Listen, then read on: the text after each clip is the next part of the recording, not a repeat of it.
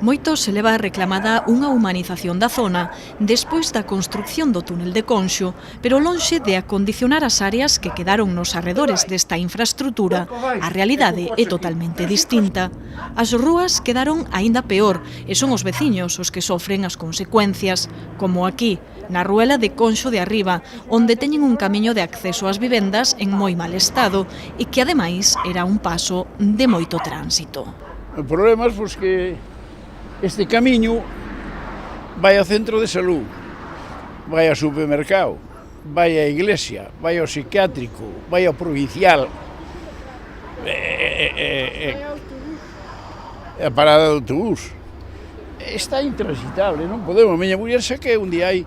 Efectivamente, a súa muller, Ramona, xa non pode camiñar con normalidade por este paso, e non só ela, porque xa foron máis veciños os que acabaron no chan.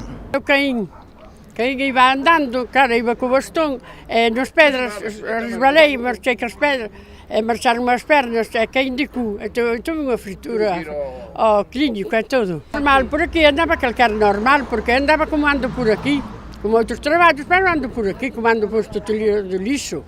Pero agora, todo é pedra, é ver que se ves como está.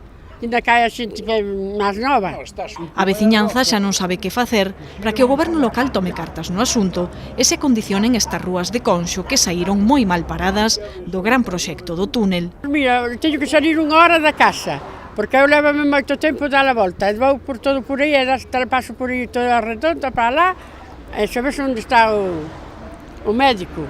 Nin sequera a maleza se limpa, nin se coidan os sinais de tráfico. De feito, hai poucos días un coche quedou encaixado entre dous muros. E así están estes sumidoiros. Os veciños din sentirse abandonados.